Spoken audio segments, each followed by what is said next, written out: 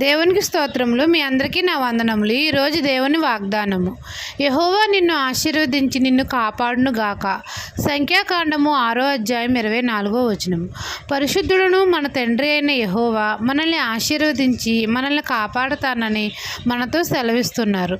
మనమందరము మన తండ్రి ఆశీర్వాదం పొందాలంటే తండ్రి చిత్తంను ఎరిగి నడుచుకోవాలి, యథార్థంగా ప్రవర్తించాలి. మనమందరము శరీరానుసారంగా కాకుండా ఆత్మానుసారంగా జీవించాలి. అప్పుడు తండ్రి ఆశీర్వాదము మన మీదకి వస్తుంది. మనం ప్రతి పరిస్థితిలోనూ మనకు తోడుగా మన ప్రభువు మనతో ఉంటాడు, మనల్ని కాపాడుతాడు. మన పక్షాన్ని యుద్ధం చేసి శత్రువుల చేతిలో నుండి మనల్ని కాపాడుతాడు. మనకు సమాధానం కలగజేస్తాడు.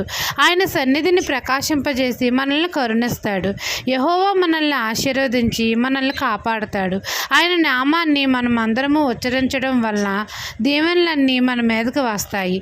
ఈ దిన వాగ్దానం మీ నా జీవితంలో నెరవేరాలని కోరుకుంటూ దేవుని సువార్త పరిచర్యలో మీ సహోదరి. ఆమెన్.